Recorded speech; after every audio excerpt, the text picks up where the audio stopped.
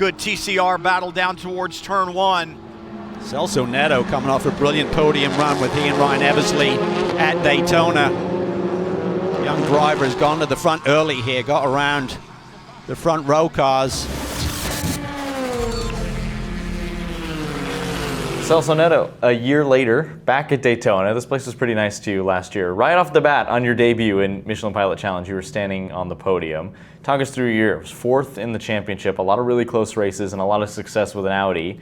Different machinery this year, kind of. We'll get to that in a second, but just talk me through your 2025. Yeah, it was definitely an up and down year, but I think it had a lot of positives, like you mentioned.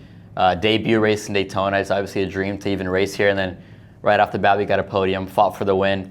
It was a new car for the team, so even that then it was really special for me as well.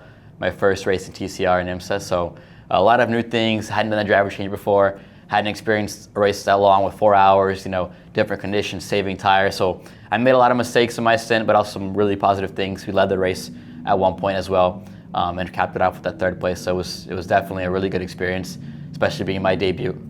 A lot more racing in Pilot Challenge and TCR in a Cupra, different badge on the hood, but kind of an evolution, if you will, from the Audi machinery that you were comfortable with before. Do you feel like the seat time in the Audi is going to help you with the Cupra this year? For sure. I think, they're both built in the exact same factory. They're part of the Volkswagen Group family of cars. So I think having that experience with the cars is going to be really good. The steering wheel is the exact same. The button box is the exact same. So the procedures of the car I know really well already, which definitely helps. The brake system is very similar. I think all these things are definitely going to help and add to our program. But like I said, it is an evolution. It has some changes with the suspension, a few different things that I think are going to be very positive, and especially here in IMSA, where the tire saving is super important. That's where the Cupra really shines. Really, really strong debut season from you. When we mentioned it, there was maybe a potential even to be stronger, a lot of close races. How hungry are you to get more wins this year? Yeah, I think that's the word. I think hungry really defines it. Last year we had so many races where we were leading, we were winning, we were up there, and then little tiny things that just culminated to not capitalizing the result. But I think that's part of racing. It's so many variables, especially in endurance racing, that many fans don't often see. But that really adds to the sport and how fun it is to watch and to participate. So I think now this is the year to capitalize and fight for that championship. Well, you'll be doing a lot more than just driving too. We were talking before we hit record on some of the things, a lot of the things you've been doing in the off season. I don't know how you got any sleep, but talk us through it. From Stallion Motorsport to getting more Brazilian drivers on the grid, you've done a lot.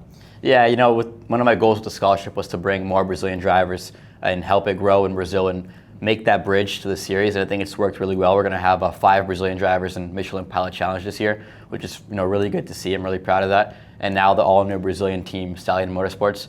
I'm one of the team managers of the team, so we've been working nonstop together with the Go Racing team in Texas to get everything situated, our car prepared, all the mechanics aligned. It's been a really big challenge, but so far I've really enjoyed it, and also coaching as well and driving too. So a lot of different roles, but I think they all really work hand in hand together and help me as a driver, as a manager, and as a coach.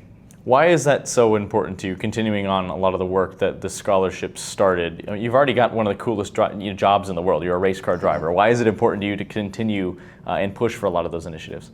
Yeah, I think the scholarship really gave me that first opportunity, but this sport, it can change so fast, whether it's positive or negative in terms of timing. So I think to keep pushing it, to make hopefully my career be lasting in the sport for a long time, it's my goal. It's something that's sustainable, and I think that's one of our goals right now with the scholarship is to push drivers and show my value to my sponsors, to my team, and to the series as well. I think that's the biggest goal that we have, and it's being done in the right way, and that's what we're going to keep doing.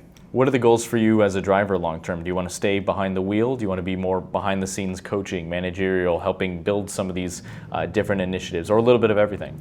I think a little bit of everything. I think driving is still our base foundation. That's why we do what we do, right? All these different tasks that sometimes may not be as fun as getting in a car at 200 miles an hour, right? I think driving is definitely our goal. But with the sustainability of my career, I think managing is also something that's very important and looking to the future. But driving and winning the Rolex 24 is definitely my end goal. Before I let you go, something we've been asking everyone that's come in here today, you spend a lot of time down here in Daytona Beach by the track between the Roar, the days in between, the Rolex 24. What's the go-to meal? Where are you eating when you leave the track? The problem is I live so close, I'm staying home. Yeah? So I'm in Orlando, 15 minutes away. I just drive home, get something local there. But I think the seafood, you're at the beach, you gotta eat seafood, right? That's true. Where are you going for seafood? Pisco Peruvian, Gastro Bar. Perfect. It's a good one. Has all the options: seafood, steak, anything. I like it there. All right, you will eat a little bit of everything. Yeah, exactly. Perfect. So All right. all the people. Well-rounded. We're our first recommendation outside of Daytona for our full-service IMSA Florida food guide. There you go. Right on. Well, best of luck at Thank you. Daytona. Hopefully Appreciate we'll you be guys. speaking to you from Victory Lane Let's next do it. time. Right Let's on. do it.